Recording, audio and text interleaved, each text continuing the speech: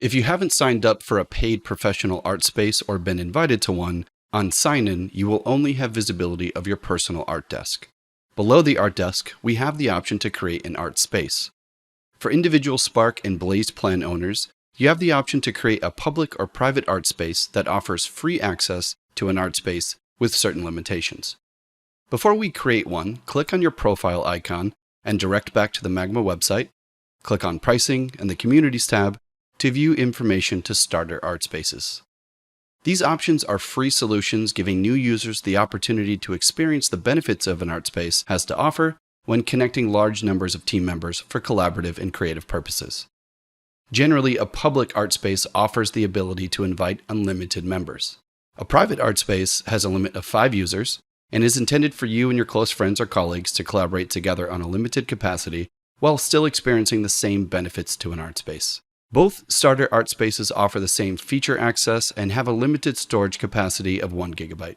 Click Teams and check out the Professionals and Enterprise section for more information on upgrading storage space, ability to host infinite members in a private art space, and other benefits that come with a professional art space.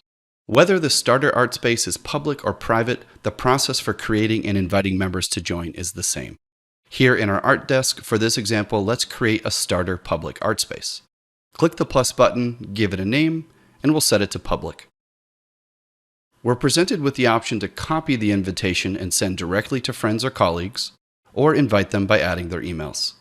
When sending Artspace invitations, we recommend members you wish to invite to the Artspace create their own Magma account and log in before accepting the invitation.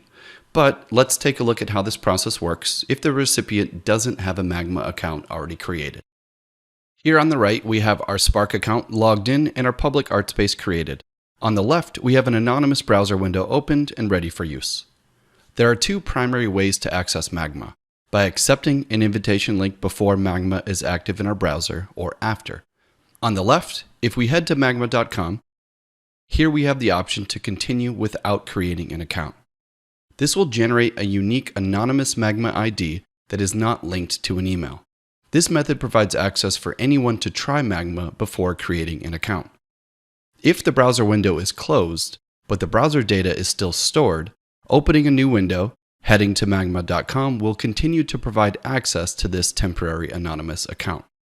If the browser window is completely closed and the browser data is not stored, heading to magma.com and repeating the process will continue to create new anonymous account IDs until an account is created. In our public Artspace user section, we can click the plus button to display the invitation link, and let's paste this into the browser on the left.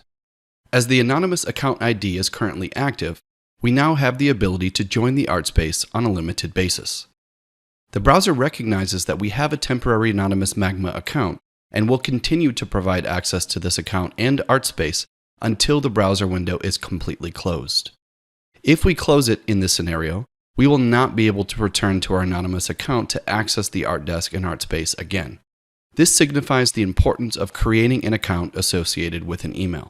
In this example, we can solve this by clicking on your profile, create account, and here you have the option to use the available single sign-on options, linking to an existing account, or click continue with email if your client is not listed.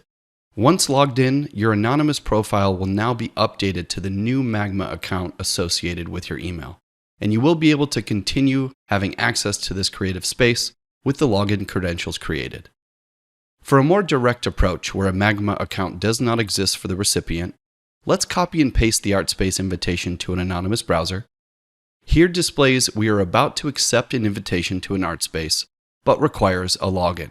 This example demonstrates that when accepting an invitation link when you are not in Magma, that the login page is presented and does not provide the option to use Magma without an account.